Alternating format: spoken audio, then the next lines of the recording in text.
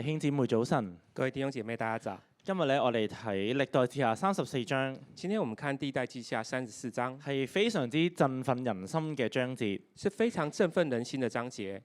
約西亞咧係猶大歷史最後一個好嘅皇帝，約西亞王是猶大王裡面最後一個王，最後一個好王，亦都係咧喺南國步入滅亡嘅時候，也是在南國步入滅亡的時候，最後一次嘅復興，最後一次的復興。約西亞嘅宗教改革，約西亞的宗教改革喺成個猶大歷史裏邊，喺成個以色列歷史裏邊啦，在整個以色列的歷史裡面，係有一個劃時代嘅重要性，是一個劃時代的重要性。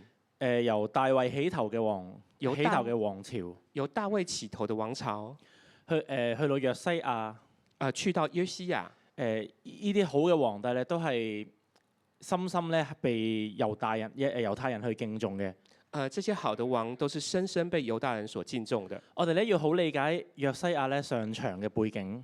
我們要看一下約西亞上場的背景。第一，佢爸爸馬拿西咧係最邪惡嘅皇帝。第一個，他爸爸馬拿西是一個最邪惡的皇帝，從來未試過咧人將偶像擺喺耶路撒冷嘅聖殿裏邊。從來沒有試過有王把偶像放在耶路撒冷的聖殿裡面，將呢個聖殿咧變成一個拜外邦神嘅地方。把這個聖殿變成一個拜外邦神的地方。因此仲喺馬拿西在世嘅時候，跟着在馬拿西在世的時候，神已經話你呢個國家必定滅亡。神已經說你這個國家必定滅亡，你嘅人民咧必定咧被擄去。你的人民必定被擄去。所以咧，約拿西咧係喺呢個咁大嘅壓力之下咧，成為一個代替佢爸爸。所以約西亞在這個很大壓力嘅時候，代替了他爸爸。既然國都亡啦，既然國都亡了，咁你覺得你可以做啲乜嘢啊？那你還可以做什麼呢？就好似咧，如果你翻工，翻新工啦，如果你上一個去一個新的公司上班，你係咧呢個公司嘅老闆，你是這個公司的老闆，但係咧同你講間公司執硬㗎啦。那個老闆跟你說，這家公司快倒閉了，你下邊嘅員工咧一定俾人炒㗎啦。你下面的這些員工要被炒了，咁你覺得做嚟有咩意思咧？那你會覺得做下來有什麼意思呢？但係咧，我見到約西亞咧喺咁巨大嘅壓力之下，但是我們看到約西亞在這麼大的壓力之下，佢作為一個兒童，他作為一個兒童，佢8歲開始，他8歲開始8歲至19歲，8歲到19歲，佢將全國嘅偶像清除，他把全國的偶像都清除了。我見到咧呢一個兒童。我們看到這個兒童有一個好深好深敬畏神嘅心，有一個很深很深敬畏神的心。首先咧，佢唔俾佢爸爸影響。首先，他不被他爸爸影響。55年拜偶像嘅即係嘅風氣，55年拜偶像嘅風氣，竟然咧去到呢個8歲嘅兒童嗰度，竟然到了一個8歲嘅兒童手上，佢係絲毫咧不受影響。他是絲毫不受影響的。呢個兒童咧知道咧乜嘢係正嘅事，他這個兒童知道什麼是正的事。所以咧，我首先去我今日將佢分為3段。我今天把這個段分成3段，1至到7節，1到7節係我用年齡咁分啦，就係約西亞咧8至到25歲之前嘅事。用年齡分，就是約西亞8歲到25歲中間嘅事。1至7節咧因為第8節嗰度講咧係約西亞作王18年。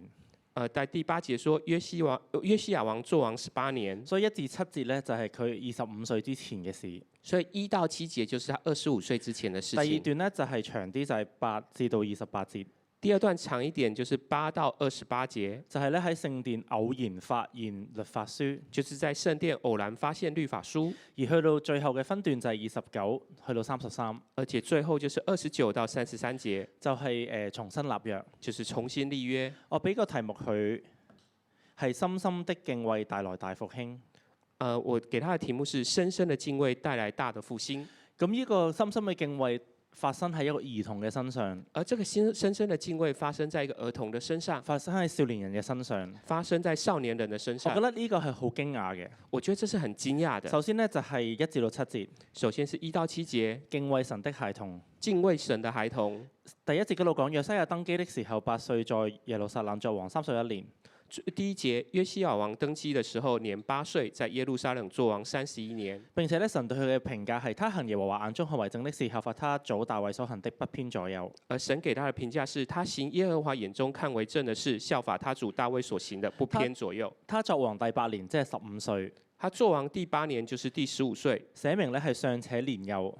寫就是他尚且年幼，就尋求他祖大衛的神。就尋求他主大衛的神。到了12年才潔淨猶大和耶路撒冷，除掉邱壇木偶雕刻的像和鑄造的像。到了12年才潔淨猶大和耶路撒冷，除掉丘壇木偶雕刻的像和鑄造的像。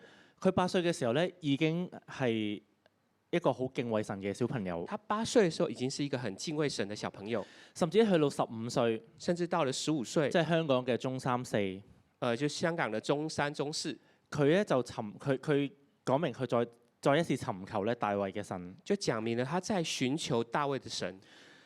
所以咧喺佢8歲啦15歲期間，在他8歲到15歲的中間，佢知道咧神唔喜歡偶像嘅。他知道神不喜歡偶像。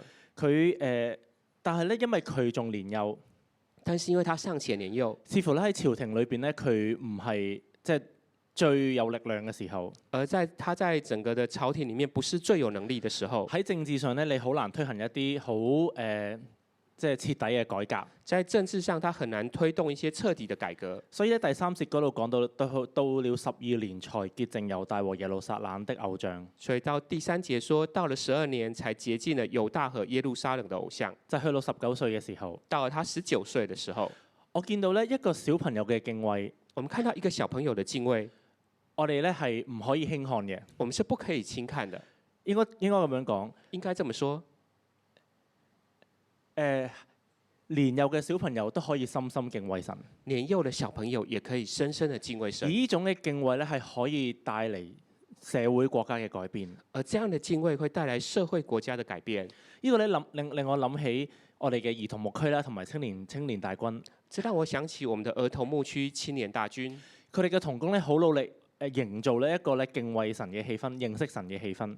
他們同工都在營造一個敬畏神的氣氛，讓咧我哋嘅下一代咧係可以認識神，讓我們的下一代可以認識神。而我相信約西亞咧都可能旁邊有一班人咧係敬畏神嘅。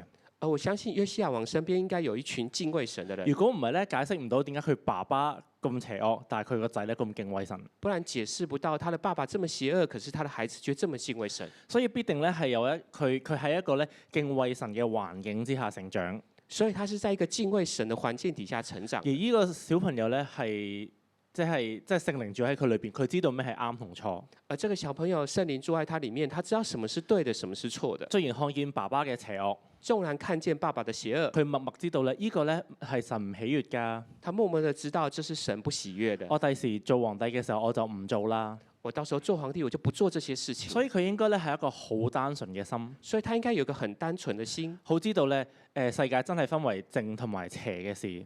很知道這個世界裡面分成正跟邪的事情。並且我見到咧，當佢19歲已經係一個成年人，而他到19歲，他已經是一個成年人了。佢咧係將佢處理偶像咧係徹底嘅處理。他處理偶像是一個徹底的處理。第4、5、6節嗰度講到，而在4、5、6節裡面，這邊提到佢咧佢要眾人喺佢眼前面咧拆毀巴力嘅壇。還要眾人在他的面前拆毀巴力的壇。意思就係佢要自己企喺度，見到個壇咧俾人拆咗。他要親自站在那裡，看到那個壇被拆除，將好多唔同嘅偶像咧磨成灰，將不同的偶像磨成灰，並且將啲灰灑喺咧拜偶像嘅人嘅墳上邊。並且將這些灰灑在那些祭偶像的人的墳上，亦都咧將咧拜偶像嘅祭司咧燒喺壇上邊。將那個拜偶像的祭司燒在壇上，祭司嘅屍體啦。祭司的屍體。咁樣咧去潔淨整個嘅猶大同埋耶路撒冷。潔淨了猶大跟整個耶路撒冷。並且第6節嗰度講到咧，佢呢個嘅宗教國家咧延伸到北國嘅地區。第9節提到，這個整個的復興延伸到北國其他的地方。南國咧得2個地方，就係猶大同埋便雅憫。南國只有2個地方，就是猶大跟便雅憫。其他10個支派咧就係北國，其他10個支派都是北國的。第6節嗰度咧有提到馬拿西、以法蓮、西面、拿弗他利各城咧都係咁樣行。而第6節這邊提到，又在馬拿西、以法蓮、西緬、拿弗他利各城和視為破壞之處都這樣行。所以咧第7節嗰度記咗咧，佢行遍成個以色列之後咧，就回到耶路撒冷啦。第7節說，他這麼行之後，他就回到耶路撒冷。所以當佢19、20歲嘅時候，而當他19、20歲嘅時候，佢有一個全國性嘅 tour，他是全國性的處理。一個 tour 啊，即係一個巡遊啦。全國性的巡遊，就咧去將所有國家嘅偶像咧去殲滅，將整個國家的偶像除滅。但係佢只不過係一個大學生嘅年紀。而他只是一個大學生的年紀。所以咧，我喺度見到一樣嘢。而我這邊看見一件事情，各位家長，你冇睇小你點樣培養你嘅小朋友。各位小家長不要小看你怎麼樣對待你的小朋友。無論咧你嘅小朋友好似我咁啦，係1、2歲啦，甚至係去到大學大專生。可能像我的孩子只有1、2歲，或者是他已經是一個大學生了。原來你點樣培養佢？你將佢擺喺乜嘢嘅氛圍下邊？原來你將他擺在不同的氛圍底下。我哋唔好睇小咧年輕人啦、兒童咧對敬畏神嘅心。我們不要看小年輕人跟兒童敬畏神的心。佢係呢個年輕人係可以改變成個國家嘅命運嘅。這個年輕人可以改變整個國家的命運的。我哋可以諗下，你俾乜嘢你嘅小朋友睇？我們可以看出你給什麼給你的小朋友看？你所行嘅價值觀，你所做嘅決定，係讓下一代咧見到你係敬畏神。你所行的價值觀，你所做的事情，就影響你的下一代敬畏神。定係咧你好多嘅恐懼，好多嘅決定咧係因為恐懼而去做。或者你的決定有很多都是因為恐懼而做的。甚至咧你係不知不覺咧追求緊咧世界嘅嘢。甚至你不知不覺追求世界的東西。究竟咧約拿西，我推斷佢應該係一個咧真係佢側邊咧係有敬畏神嘅人。所以我推斷約西亞身邊應該有一群敬畏神的人。約西亞係敬畏神嘅環境長大。約西亞是在一個敬畏神的環境裡面長大。以至咧佢能夠咧兒童嘅時候已經敬畏神。於是他在兒童嘅時候，他就可以敬畏神。你重唔重視咧你嘅小朋友返兒童教會同埋青崇咧？所以你重不重視你的小朋友回青崇、回兒童牧區、兒童教會呢？你重唔重視咧你同小朋友喺家裏邊屬靈嘅互動咧？你重不重視你跟小朋友在家裡屬靈的互動呢？你咧有冇咧將神嘅話語咧去教導佢？你有冇把神的話語去教導他呢？呢個咧我係覺得今日咧係提醒我哋作為成人嘅。所以今天再次提醒我們作為成人的，我哋真係咧冇睇小小朋友嘅敬畏。我們不要看小了小朋友的敬畏，隨時咧係下一代咧復興翻上一代，隨時下一代復興過上一代。呢個咧就係約西亞嘅童年同埋青年嘅時間。這是約西亞兒童跟青年嘅時候。我見到咧佢嘅敬畏咧唔單止停留喺處理偶像方面。我們看到他的敬畏不是只停留在除去偶像。去到咧8至到28節，到8到24節，一節咧係歷史上一個轉捩點嚟嘅。這是一個歷史上嘅轉捩點。因為咧佢重新咧揾翻聖經嘅真理出嚟。他重新找回了聖經嘅真理。意思就係咧摩西五經已經咧係好多嘅年代裏邊已經失去咗。他講到摩西五經已經在很長嘅年代裡面已經失去了。當時嘅以色列人咧只有口傳嘅教導。當時的以色列人只剩下口傳的教導，而咧佢冇一個咧最接近個 source 啦，最接近摩西嘅文本，而缺少了一個最近摩西嘅一個來源。佢哋有咧可能都係隔咗好多代啲人口述得翻嚟寫低嘅文本。他們可能已經有隔了很多代，而後面人記載這些口頭教訓所得的一些文本，而唔係咧最接近摩西年代咧嘅文本，而不是最近接近由摩西年代嘅文本。咁當時咧應該係所羅門建殿嘅時候咧，呢個文本咧仍然存在。而在所羅門建殿嘅時候，那個文本裡應該是還在存在的。但經歷咧好多唔同任嘅皇帝咧，就即係以為失去咗啦。但是經過了很多任嘅皇帝，以為已經失去了。而去到咧約西亞年代咧，佢竟然揾翻摩西五經出嚟。而在約西亞嘅年代，他竟然把摩西五經再找出來。但係呢個揾到咧，聖經有個好特別嘅字喎。而這邊找到這個聖經裡面有個很特別的字，第14節嗰度講咧係祭司希勒家偶然得了摩西所傳耶和華的律法書。這邊寫到第14節，祭司希勒家偶然得了摩西所傳耶和華的律法書。佢哋根本咧唔係喺度尋寶嘅，他們根本不是在尋寶的，而咧佢哋只不過咧喺度收拾聖殿。他們可能只是在收拾聖殿。咁而收拾聖殿背後係啲乜嘢咧？而收拾聖殿的背後是什麼呢？就因為佢阿爸將啲偶像擺咗喺聖殿裏邊啊嘛。是因為他爸把這些偶像放在聖殿裡面。咁你要將啲偶像冚翻出嚟啊！要把這些偶像搬出去，咁就需要裝修啦。就需要裝修。所以佢裝修期間咧，突然間可能掘到地基咁，突然間揾到個寶盒咁樣啦。可能他們在裝修嘅時候，挖到一個寶盒，話係本古書嚟嘅，挖到一本古書，可以睇戲要吹咁樣啲塵先可以睇到封面寫咩。可能要吹掉那個塵才看到封面寫的什麼。咁咧一睇哦，《申命記》。等打開《生命記》，即係呢個係好多歷史學家話應該係《生命記》嚟嘅。很多歷史學家說應該是《生命記》來的。哇，咁就好似好似揾到一個好重要嘅古籍。就好像哇找到一個很重要的古籍。但係咧，我哋從第8節開始讀起嘅時候，在第8節開始讀嘅時候，約西亞王咧，其實首先我要問點解呢本即係揾到律法書一樣嘢係發生喺佢身上呢？首先我要問，就是為什麼找到律法書這件事發生在約西亞王的身上？神都話呢個國家咧已經係要毀滅嘅啦。可能神已經說這個國家就要毀滅了。咁你敬唔敬畏都毀滅嘅啦。那你敬不敬畏都會毀滅啦。咁同埋咁即係呢本書嘅重要，即係呢一刻俾佢發現係咪遲咗咧？這一刻被發現是不是已經晚了呢？譬如我諗過倒空架空歷史啦。或者我想一個架空的歷史。如呢本書發生喺即係揾到呢本書係希西家年代揾到。找到這本書可能在希西家的年代找到了。咁其實豈不是更加有益處咩？豈不是更加的有益處嗎？點解咧喺約西亞呢個王上面嗰度揾到咧？為什麼在約西亞王這個年代才找到呢？因為我看見約西亞有一個特點，因為我看到約西亞有個特點，就係咧佢深深從小到大由始至終嘅敬畏神。因為他深深的從小至大從始至終，他都敬畏神。約西亞咧做完清除偶像已經係歷史大任務嚟㗎啦。約西亞清除偶像已經是歷史的大任務了。即係佢呢個已經勁過之前好多嘅皇帝。他已經強過之前的很多的皇帝。但係第二部分咧，佢開始咧去修葺聖殿。第二步，他開始收拾聖殿。佢帶住一個敬畏嘅心，他帶住一個敬畏的心，就係我要咧將即係之前偶像嗰啲嘅嘢咧完全嘅除去。他把之前偶像的這些全部的東西都要除去。所羅門建殿，我要修葺同埋維持咧耶和華嘅殿。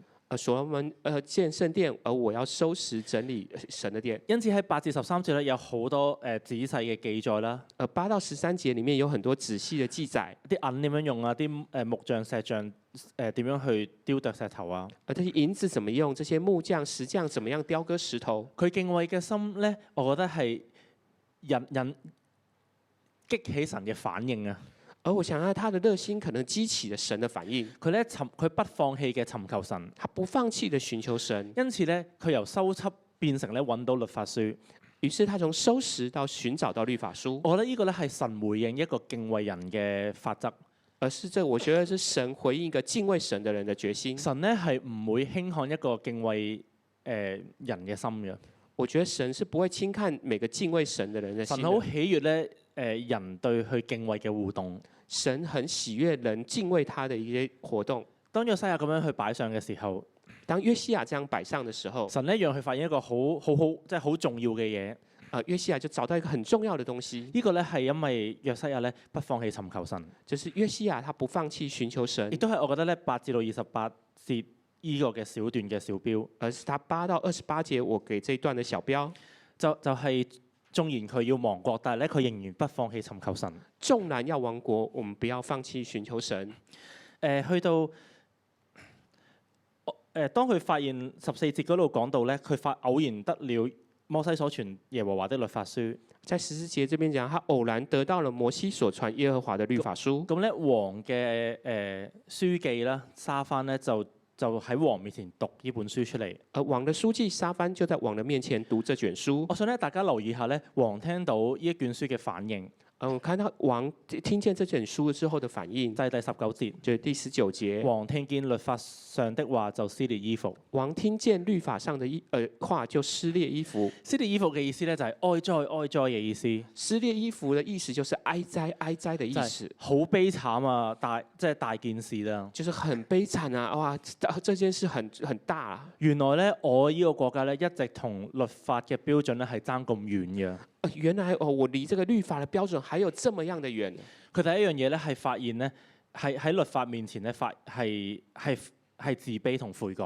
所以他在律法面前，他是自卑悔改的，而唔係咧即係哇好勁，我發現咗呢本好勁嘅書咁樣啦。而不是說哇我找到一本很好很厲害的書啊。甚至咧喺21至到28節嗰度，現在到21到28節，佢尋問一個女先知，他尋找一個女先知去問咧我哋發現呢個律法書，他說我們發現了這本律法書，亦都咧知道咧我哋同我哋嘅祖先咧冇遵行耶和華嘅話，也知道我們和我們的祖先沒有遵守耶和華的話。神嘅怒氣咧必然咧係傾喺我嘅身上，神的怒氣必然傾倒在我們的身上。咁好多嘅解經家咧認為佢睇到嘅章節很多解經家認為他看到的經節就係咧《申命記》28同29章。就是《申命記》的28和29章。28至29章咧係講福禍嘅陳明。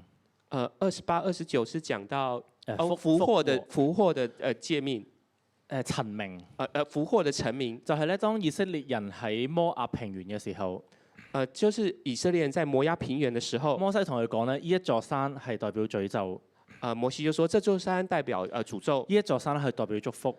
這另外一座山代表祝福。你咧要選擇生命嘅道，而你要尋找生命的道，就係咧你要尋求耶和華，而是你要尋求耶和華，好讓咧你能夠咧住喺你嘅應許之地。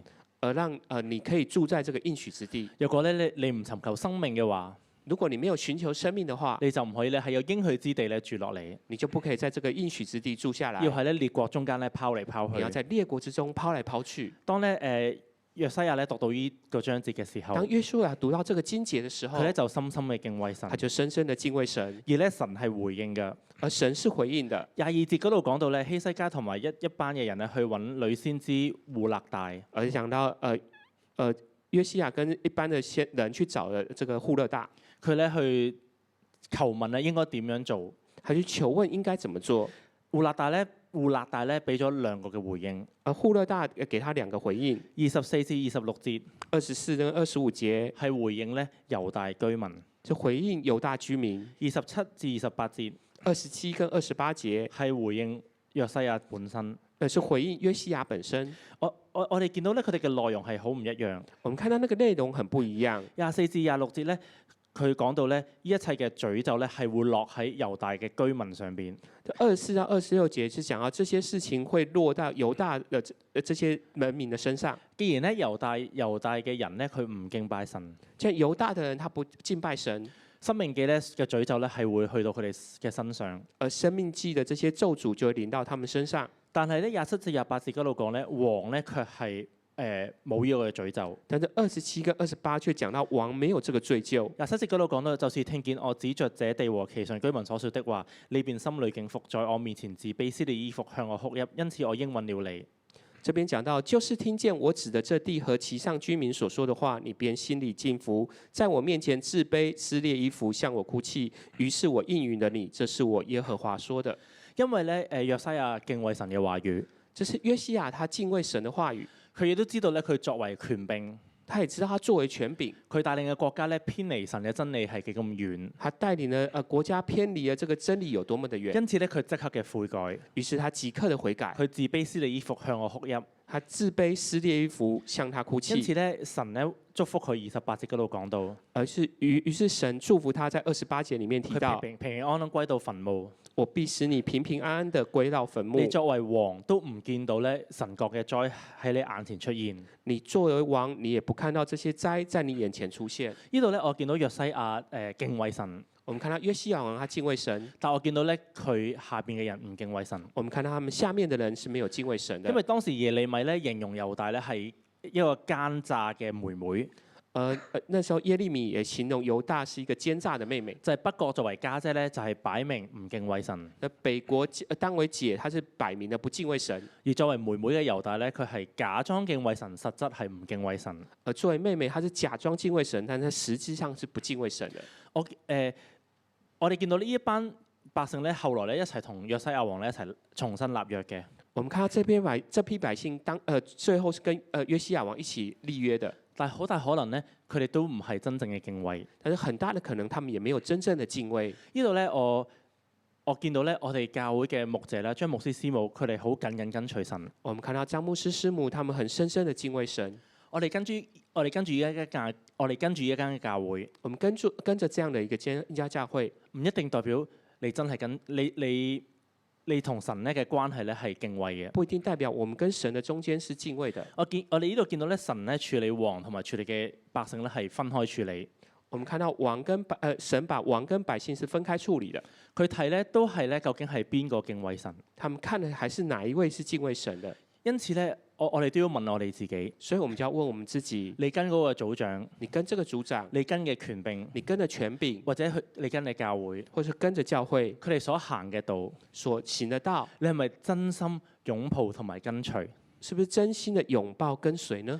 我哋呢度嘅居民咧就係佢哋都跟，但係咧神見到佢哋其實唔係完全嘅跟。我們看這些居民，他們看起來都跟，但是神已經看見他們是不是真的在跟？去到後來咧，佢哋被擄嘅罪就真係發生喺呢班人嘅身上。而這些被擄的罪疚，最後就臨到這幫人的身上。但係佢嘅權柄咧，卻咧係被祝福嘅。而他的權柄卻是被祝福的。所以呢度咧，當我哋去跟我哋嘅權柄、跟我哋教會嘅時候，當我們跟我們的權柄、跟我們的教會的時候，原來神最後睇嘅係你嘅心係點樣。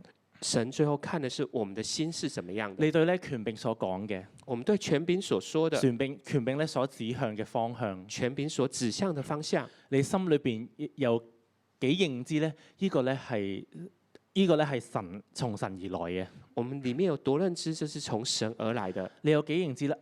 我權柄係咁樣敬畏神，其實我自己都要咁樣同樣敬畏神。我們裡面要認知，就是我們的權柄敬畏神，我們也要這樣子的來敬畏神。有陣時我哋嘅心態會覺得，哇！呢啲真係牧者先做得到㗎。有時候我們嘅心態會是這些是牧者才做得到的。或者佢哋嘅可能佢哋嘅信心啦，佢哋呢啲抉擇啦，或者是他們的信心、他們的抉擇。但係咧神渴慕見到就係其實我哋每一個都有咁樣嘅信心同埋咁樣嘅抉擇。而神卻是渴慕見到我們每個人都有這樣的信心、這樣的抉擇。所以咧，我鼓勵我哋每一個唔好似咧猶大嘅人民一樣。所以我鼓勵我們每一個不要像猶大這樣，佢權柄好復興，好敬畏神。他權柄很復興，很敬畏神。但係咧，神講話其實你嘅人民唔係敬畏神。但是神卻這樣說，你的百姓是沒有那麼敬畏神的。去到最後咧，29至到33節，而到29到33節，就係最後一個部分。最後一個部分，約西亞咧尋找到律法書之後，約西亞尋找到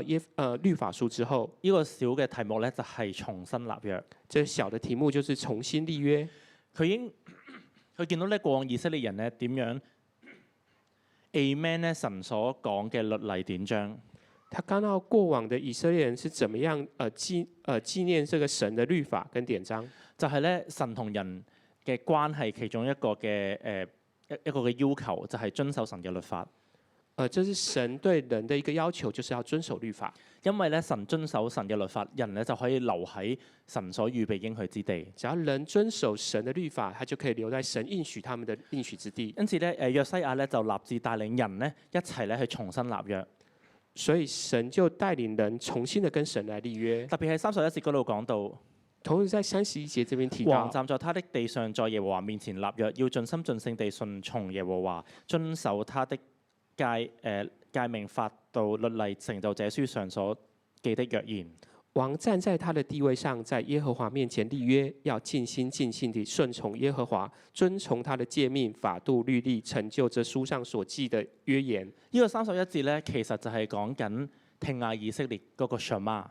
這31節，它的一開始那個就是 Shema，就是聽這個字，就係是嘛，就是是嘛。即係佢雖然冇講聽啊以色列呢一個嘅部分，他雖然沒有講到聽啊以色列這個部分，但係咧佢講到咧，我哋要盡心盡性去愛我哋嘅神。他講到我們要盡心盡性的愛耶和華我們的神。呢個咧就係是馬啦，同埋十誡就係神國嘅基本法。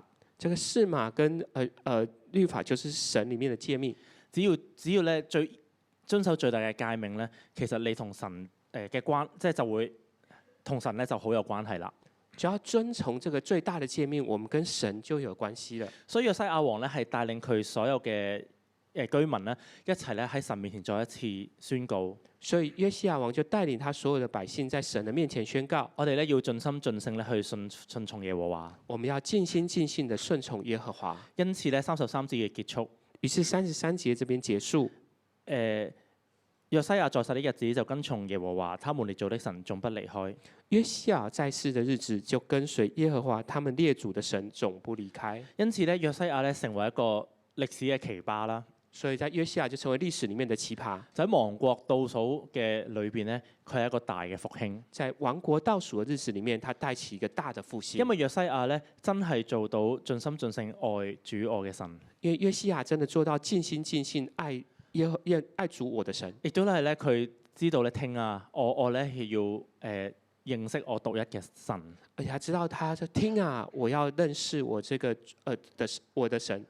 我哋知道咧，後來佢嘅居民咧，佢下邊嘅人咧，佢並唔係咁樣做。但我們知道他後來那些居民並沒有按照他所說的去做。但係今日咧，我哋看見一個兒童啦、少年人有咁樣嘅敬畏。但是我們今天可以看到兒童跟少年人有這樣的敬畏。其實咧，真係同無論今日你幾多歲都好，不論你今天多少歲都好，或者咧你嘅環境幾差都好，或者你的環境多差都好，或者你嘅上一代幾個唔認識神，或者你的上一代多麼的沒有敬畏神，你嘅敬畏咧，神係可以係去尊榮你嘅敬畏嘅。神是會尊榮你的敬畏的。神咧唔會因為佢爸爸嘅詛咒咧，就落唔到咧佢嘅身上。神不會因為他爸爸的罪疚就臨不到他的身上，亦都將亡國一樣嘢咧褪遲咗好多，而將亡國這件事延後了很多。甚至咧，我覺得因為耶和華有一個嘅特性，就係佢經常後悔講佢所降嘅災。而且我覺得神有個特點，就是他常常會後悔他所降的災。可能咧，神都係等緊佢哋整個國家敬畏嘅程度去到一定嘅程度咧，我就後悔咧將呢個嘅詛咒收翻嚟。可能神要等這個國家敬畏到一個程度，他可能就會把這個咒詛收回去。所以我見到咧，呢種從小認識神嘅敬畏係幾咁嘅有爆炸性。所以我們可以看到，這個從小的敬畏，它是有一個爆炸性的。今日咧，我哋都要去問自己，今天我們要問自己，你係咪一個敬畏神嘅人？你是不是一個敬畏神的人？我哋作為成年人，我哋將啲乜嘢咧俾我哋嘅下一代？我們作為我們的成年人，我們給我們什麼下一代什麼呢？下一代可唔可以喺你生命裏邊見到敬畏神呢3個字？而下一代能不能在我們的身上看到敬畏神這3個字呢？以至咧佢真係好似約西亞一樣咧，從小敬畏神。而他可以跟約西亞王一樣，他從小就敬畏神，就帶嚟咧時代性嘅轉化，而帶來一個時代性的轉化。讓我哋咧一齊站立咧去敬拜我哋嘅神。那我們一起站立來敬拜我們的神。主，我哋多謝你，神啊！我哋去渴慕你。主啊，你係我哋唯一嘅主，你係我哋唯一嘅神。所以神啊，我哋知道咧，我哋嘅心底係渴慕你。Lord, our soul longs for you, just like the deer pants for the water. Lord, may our hearts abide in you, and we long for you. And Lord, once again, we cry out to you that you are all I need, and you are the only one that I need. As the deer. As the deer panteth for the water, so my soul longeth after thee. You alone are my heart's desire, and I long to worship thee. As the deer. As the deer panteth for the water, so my soul longeth after thee. You alone are my heart's desire, and I long to worship thee. You alone. You alone are my strength, my shield. To you alone may my spirit yield. You alone are my heart's desire, and I long to worship thee. 神啊，我的心，神啊，我的心切慕你如露切慕溪水，唯有你是我心所爱，我渴慕来敬拜你。你是我的力量。你是我的力量，盾牌，我灵单单降服于你。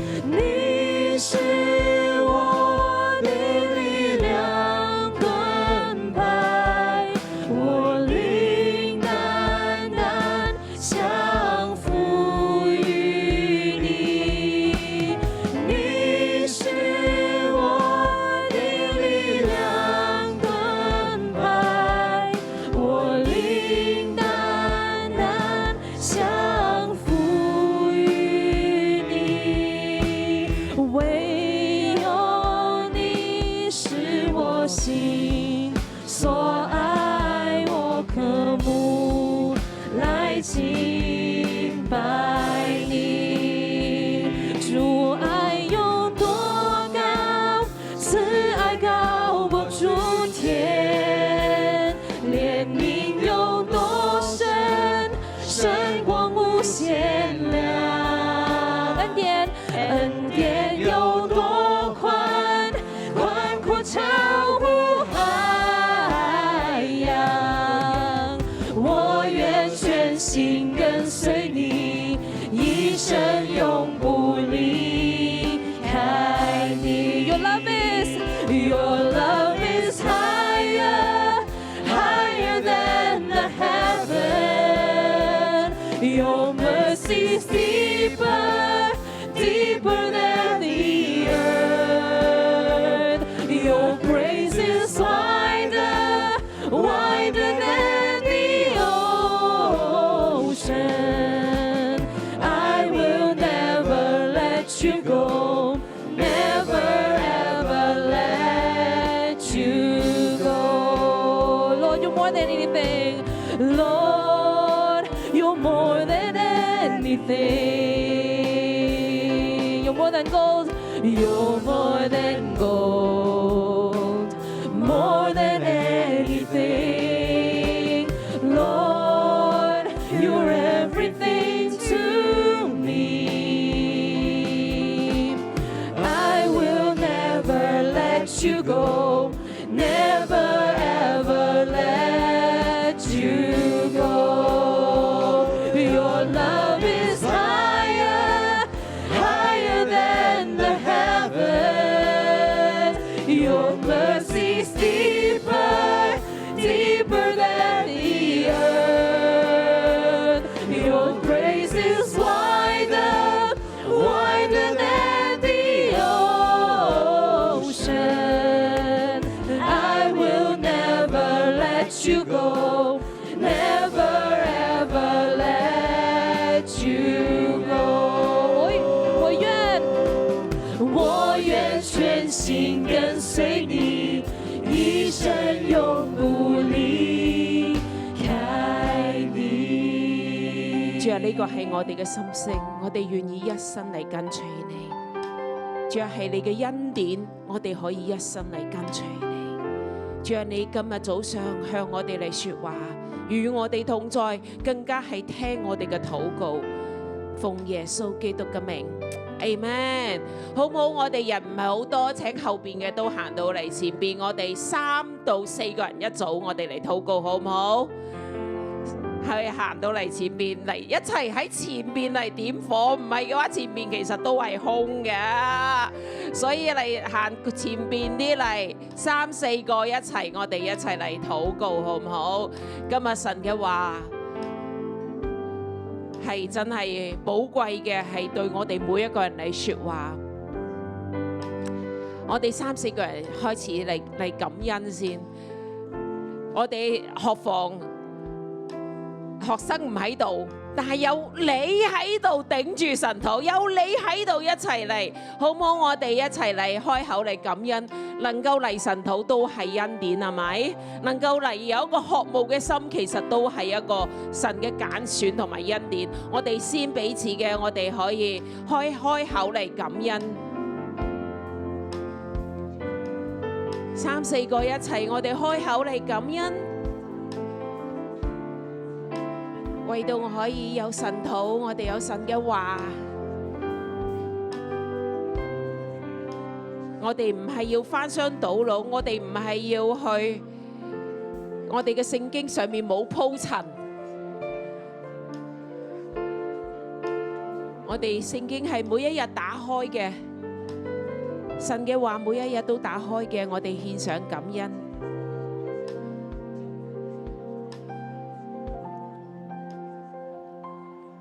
感謝神，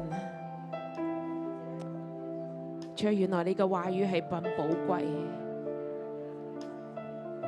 我唔要係當為理所當然，唔係理所當然嘅，係神定義賜我哋佢嘅話，就係道路，就係生命，就係真理。讓我哋嚟扎心，讓我哋去敬畏神，讓我哋得着生命，讓我哋得着智慧。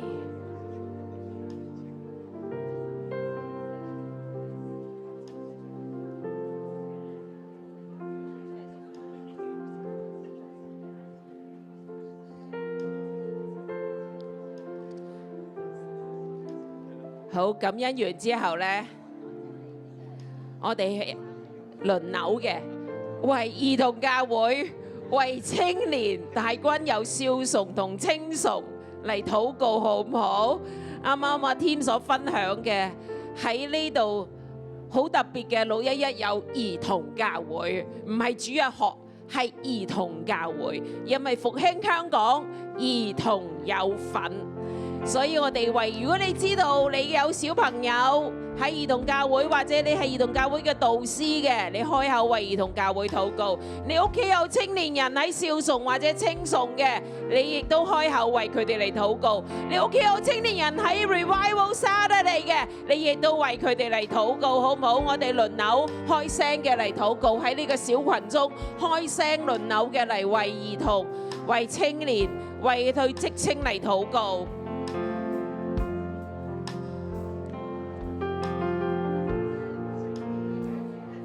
為兒童教會嘅導師同工，為到青年大軍嘅導師同工、小組長嚟禱告。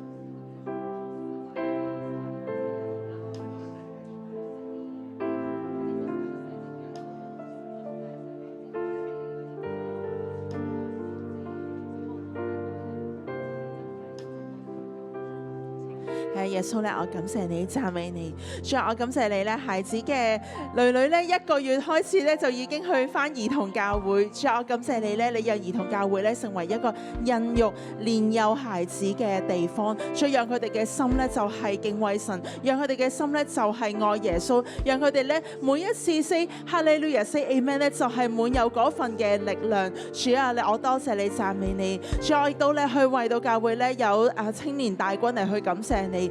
係啊，無論咧喺中學生，我哋喺世代裏面咧，覺得佢哋係一個真係咧好多問題嘅世代，有好多咧即係暴風少年期嘅世代。但係主啊，我知道咧喺611裏面，喺青年大軍喺呢一啲嘅崇拜嘅裏面咧，佢哋被栽種、被牧養咧，佢哋係安穩嘅，佢哋嘅心咧係平安嘅，佢哋嘅生命咧係被神嚟看管嘅。主啊，我感謝你，讚美你。主啊，我哋咧去將咧青年大軍同埋兒童教會咧，我哋首先所有嘅同工導師咧嚟去擺喺你嘅面前，再讓我哋嘅心敬畏你，讓我哋嘅心咧係讓我哋嘅生命散發出咧去跟隨你嗰份嘅氣息啊！再讓我哋咧整個嘅世代嘅兒童，整個世代嘅年輕人啊，主啊，一切嘅都去歸向你。主啊，我哋多謝你，讚美你，禱告奉主名求 ，Amen。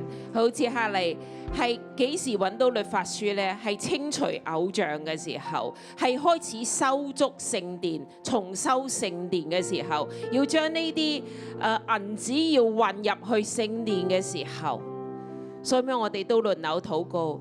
如果屋企仍然有偶像嘅，我哋嚟禱告。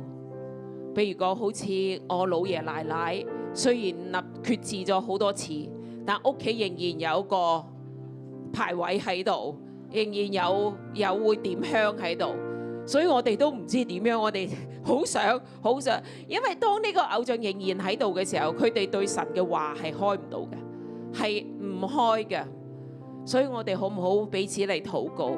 如果你屋企、你嘅組員、你嘅屋企人仍然家中仍然有偶像嘅，我哋亦都需要彼此禱告，求神幫助我哋先除去偶像，潔淨嗰個聖殿，然後我哋先可以對神嘅話語先可以打開嗰個胃口，先係打開嗰個耳仔，先可以打開嗰個眼睛，好唔好？我哋亦都輪流禱告喺你嗰度當中。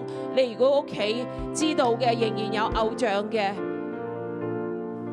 你嘅鄰居或者你嘅爸爸媽媽，好似我嘅老爺奶奶咁，或者係你嘅親戚、你嘅組員。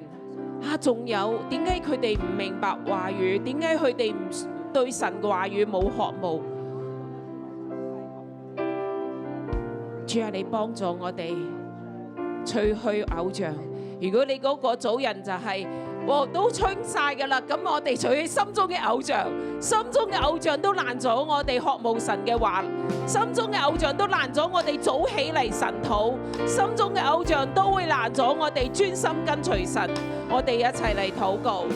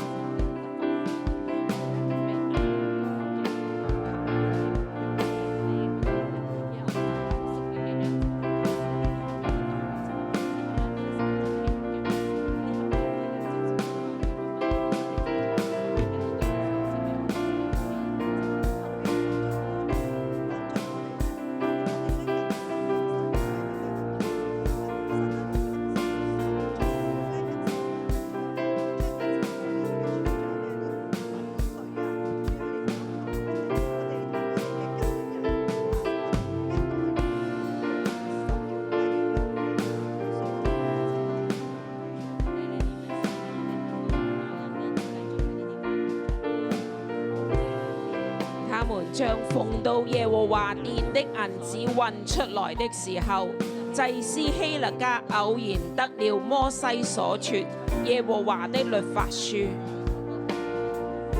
希勒家對書記沙番說：我在耶和華殿裏得了律法書，遂將書遞給沙番。沙番將書拿到神王那裏。王聽見律法書上的話，就撕裂衣服，然後去吩咐呢啲嘅祭司、呢啲嘅利未人、呢啲嘅王嘅臣僕，你們去為我、為以色列和猶大剩下的人，以這書上的話求問耶和華。因我們列祖沒有遵守耶和華的言語，沒有照這書上所記的去行，耶和華的烈怒就倒在我們身上。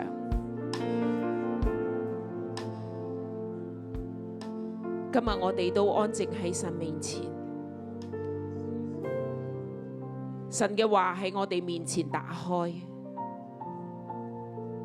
我哋有冇感覺到扎心？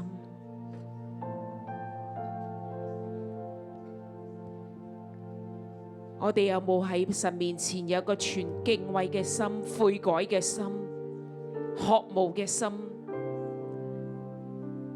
求問耶和華？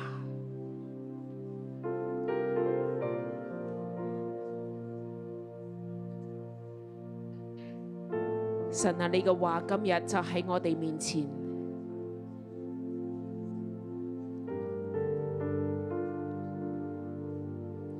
你讓我哋安靜喺你面前，我哋都嚟以神嘅話求問神。神，你今日對呢一群渴慕你、願意遵守你話語嘅人嘅弟兄姊妹，喺香港清早嚟到神嘅殿度點燈嘅弟兄姊妹，611嘅同工，你有乜嘢話？或者對喺線上聆聽嘅有咩話，甚至對香港你有乜嘢話？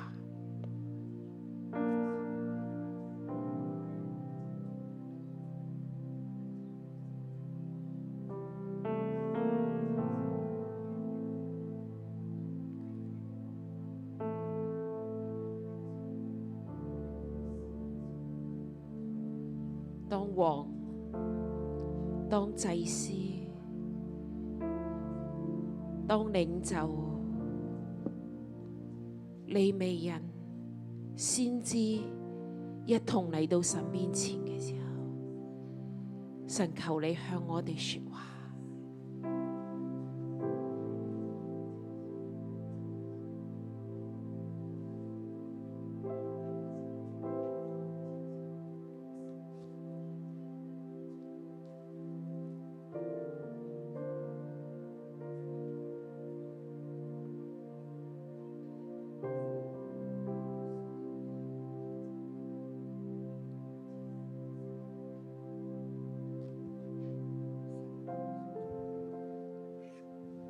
神啊，我多謝你。主啊，我哋每一個嚟到清晨嚟到你嘅殿，每一個喺線上聽嘅弟兄姊妹，都渴望聽到你嘅聲音，聽到你嘅話語，知道你嘅心意。主啊，求你嚟到對我哋說話，為喜愛耶和華的律法，晝夜思想，這人便為有福。他要像一棵樹栽在溪水旁，按時結果子，葉子也不枯乾。凡他所作的，盡都順利；凡他所作的，盡都順利。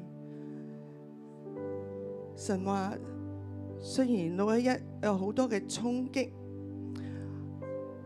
往後仲有好多嘅變動，但係凡611所作嘅盡都順利。孩子，你哋要繼續為我嚟到堅定，繼續為我嚟到堅定，甘心樂意嘅擺上，必蒙悅納；甘心樂意擺上嘅，必蒙悅納。我見到有好多嘅弟兄姊妹，將佢哋嘅錢奉獻俾教會，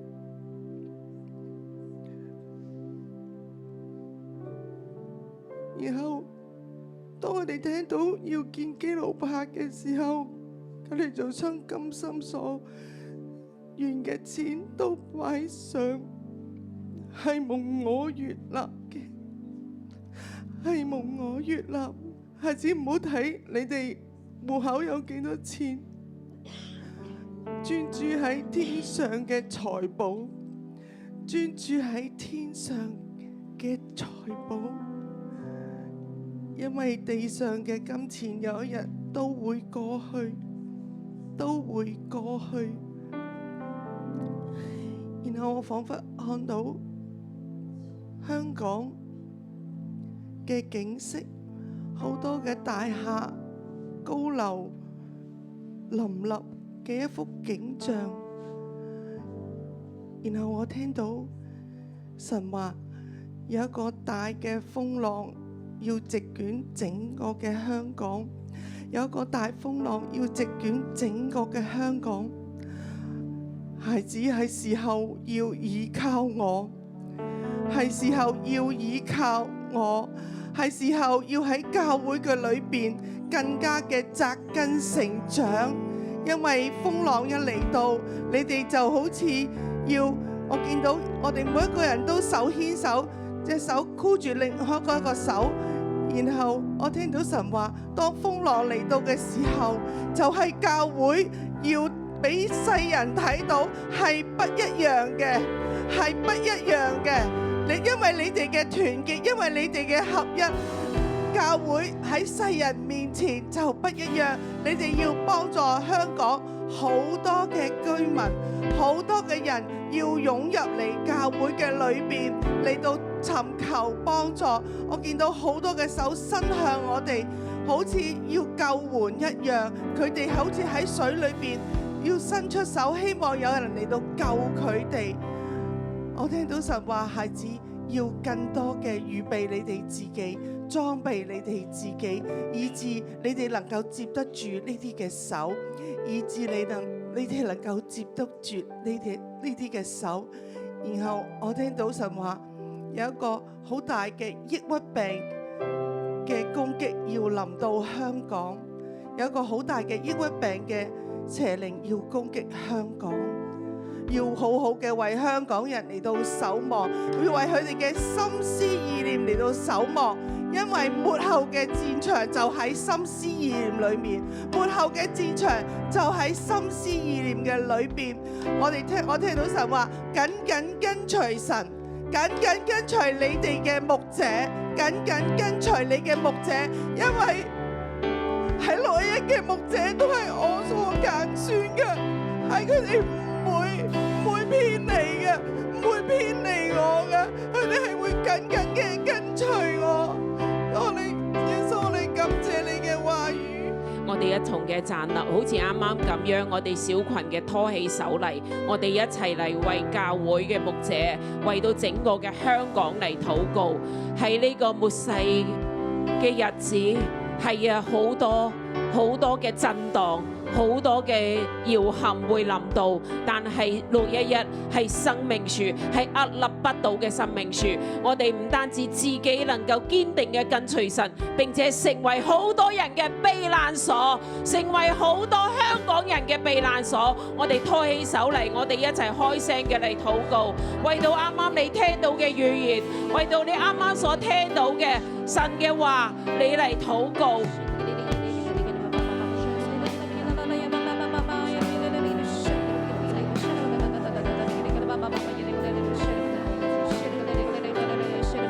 為教會嚟禱告，為香港人嚟禱告，為到我哋自己可唔可以嚟成為別人嘅拯救？我哋可以將人從大水中拉起嚟，我哋嚟禱告，為到自己能夠堅定屹立不倒嘅跟隨神嚟禱告。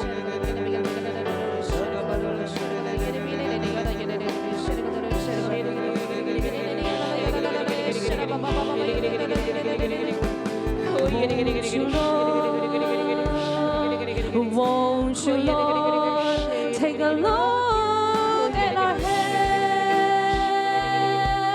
everything we have, use it for your plan. Won't you, Lord, take a look at our hearts, molded, refined, as you set us apart. We want to run to the altar and catch the fire, to stand in the gap between the living and the dead. Give us a heart of compassion for a world with a mission. We 為到我哋自己奉獻嚟禱告，先知嘅話，我哋係奉獻，我哋係樂意奉獻，為到自己嘅心嚟禱告。我哋參與呢個建殿，特別係基路伯嘅建殿，係神要做嘅。基路伯係代表教會守住生命樹嘅道路，keep 住生命樹、守護生命樹嘅道路嘅基路伯，我哋亦都為到基路伯嘅建殿嚟禱告。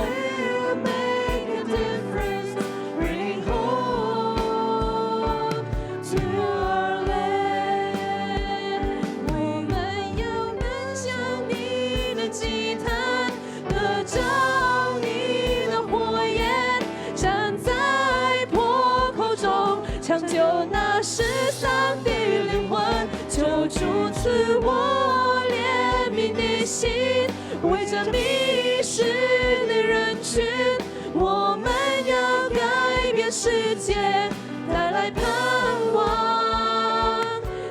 這地，我們要改變世界，帶來盼望在這地。主，我哋多謝你，為到今日早上神你嘅話語嚟獻上感恩，為到我哋每個人有一個敬畏神嘅心嚟到你面前嚟禱告，嚟讀你嘅話，嚟裝載你嘅話，嚟聆聽你嘅話，盡心盡性地順從耶和華，遵守他的誡命、法度、律例，成就這書上的約言。主啊，我哋獻上感恩，獻上感恩，你垂聽我哋每一個禱告，奉耶穌基督嘅名。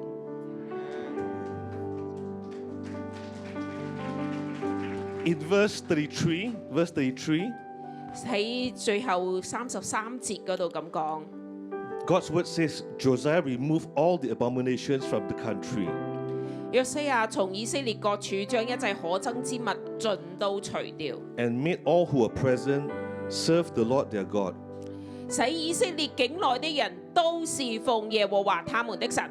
All his days, 他在世的日子， they did not depart from following the Lord God of their fathers. 以色列人一直嘅去跟從，一 All 從 his 事 days, 他在世的日子， they did not depart from following the Lord their God. 總不離開。 As God looks at the world today, 今日神睇呢個世界 he sees darkness and evil. 係充滿黑暗同埋邪惡， And he's placed his royal priests all over Hong Kong. 但係佢喺香港設立佢呢個君尊嘅祭司， And he's placed some of us here as Hey. we are transplants overseas. 亦都喺呢度建造君尊嘅祭司，而將來會差到去唔同嘅國家。 And God's eyes are ranging through the whole earth. 神嘅眼目係睇遍察全地， He's looking for people whose hearts are fully committed to him 佢度尋找嗰啲對佢專一嘅人， all the days of their life, 係在一生嘅日子， from a young age to an old age, 從年幼到年長， who will cry out for the people, 嗰啲係為眾民、為地上嘅百姓嚟 who 呼 will 求 bless the 神， people, 會祝福佢嘅百姓嘅。 who will stand between God and the people, 係企喺神同人之間嘅， who will remove idols and pray against curses of the 嗰啲 land. 會除去一切嘅偶像，除去境內嘅咒詛。 Today God is calling us 今日神都呼召我哋， to commit our whole lives to him, 我哋一生嚟委身跟隨 from a 佢， young age to an old age, 從年幼到年紀大， in difficult times, 喺艱難嘅時候， in troubled times, 喺低沉嘅時候 to，stand in the gap. 係企喺破口上。 So I want to invite everyone today to come to the front and kneel down. 所以我哋一齊，我邀請今日在喺呢度嘅人嚟到前邊，我 And 哋一 kneel 齊 down 跪 and 喺 commit 神 our 面 whole 前。 lives to God. 我哋要同神立約，委身嚟跟隨佢， We're to follow him all the days of our life. 係一生嘅日子，在世嘅日子，我哋都唔離開。 Even in difficult times, 就算喺艱難嘅時候， we're going to pray for the land, 我哋都為到呢個土地嚟禱告， pray for the people, 為到百姓嚟禱告， and commit our whole life to him. 一生嘅委身嚟跟隨神。 Cry out to God from wherever you are. Just cry out to God. 我哋跪低嘅時候，無論你坐住、跪住嘅，你都可以向神嚟開口嚟呼求， Lift both your hands to God 舉起手向神嚟委身， as a sign of surrender 就向神嚟委身， and call upon the name of Jesus. 嚟求呼求耶穌， Call upon his name. 呼求神嘅名字。 God help us, Lord. 神啊，你幫助 Lord, 我。 save us, Lord. 神啊，你拯救我， Keep our hearts tender towards you, 讓 Lord. 我哋嘅心對你永遠都係柔軟噶。 Keep our hearts soft towards you, Lord. 我哋嘅心對神嘅話對神係柔軟噶， Lord, throughout our life, 係我哋一生在世嘅日子， Lord, I want to call out to you, Lord. 我都要嚟求高耶和華 I 嘅 want to 名， love you 我要愛你， and 我 follow 嘅神 you 跟隨你， all the days of my life. 我一生嘅日子都要嚟跟隨你， Serve no one else, 要嚟服侍你， only you, Lord. 唯有你。 Lord, and I will walk in holiness 我亦都喺聖潔中嚟行走， and influence my family, 亦都要影響我全家、 our cell group, 我嘅小組、 and our church, 我哋嘅教會、 and our nation 我哋整個國家， to follow you, Lord, 帶領佢哋嚟跟隨你， and to bring all things, 而帶將一切嘅 bring all creation 帶領萬有 back to Jesus. 歸向耶穌， Bring all of creation 帶領萬有 back to you, Lord. 歸翻俾神。 Holy Spirit, fill us. 聖靈你嚟充滿我哋， Change us, Lord, 改變我哋， for a heart that loves you, 讓一個心嚟愛你嘅， totally committed to you, 係全心嚟委身於你， all the days of our life. 係在世嘅日子。 And I pray this 我咁樣嘅禱告， in the name of Jesus. 奉耶穌基督嘅名， Amen. 阿門， Amen 阿門。主，我們國家是屬於你，求你來掌管全地，願你來憐憫醫治這地，榮耀再次降臨。我們呼求你，阿爸父，設立你寶座在這裏，你必睜眼看側耳垂聽，奉主名的呼求，萬民都要來敬拜你，榮耀高舉你的生命，復興這地全能的君王，我們歡迎你，復興這地，復興這地全能的君王，我們歡迎你。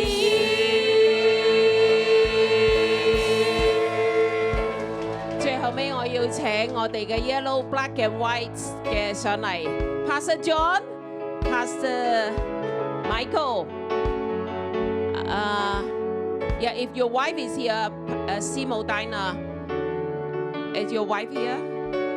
No, OK。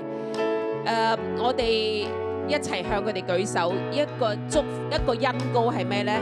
約西亞有祭司，有先知，有各樣嘅領袖書記，即係讀律法書嘅，有所有呢個團隊係整全嘅團隊，佢哋需要嘅一個王係有祭司、有教師、有利未人、有先知一齊嘅團隊，我哋好唔好舉手？佢哋都有咁樣嘅恩膏，有咁嘅團隊，改變佢哋個國家，改變佢哋嘅百姓，改變佢哋嘅地土，真係喺佢哋嘅國家帶領萬有歸向神，祝福佢哋。當佢哋被差派翻去嘅時候，神讓整個嘅團隊嚟聚集喺佢哋嘅身邊。神而家就召喚呼召，神而家就呼召要跟從嘅團隊，生命樹嘅團隊圍繞喺佢哋嘅身邊，係整個生命樹君尊嘅祭司，有咁樣呼召嘅人都要嚟聚集，一齊成為生命樹嘅大家庭。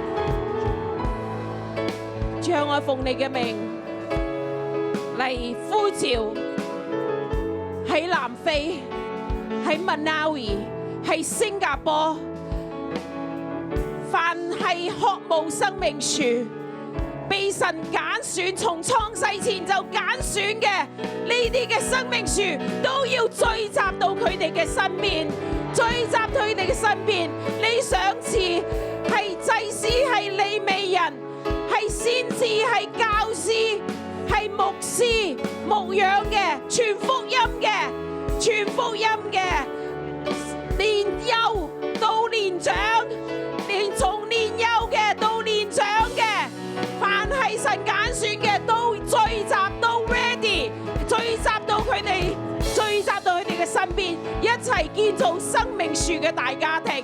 主你親自嘅應允，你讓牧師從一開始有5重職事嘅團隊，主你亦都讓佢哋 Michael、Pastor John、Pastor Ben、Diana 師母，佢哋都有5重職事嘅團隊，一齊建造生命樹。你聽我哋嘅禱告，奉耶穌基督嘅名 ，Amen， 哈利路亞。亦都祝福我哋每一個人，每一日學慕神嘅話，亦都聽先知嘅話，聽神嘅話就亨通，聽先知嘅話，信先知嘅話就立定，Amen。祝福大家，Amen。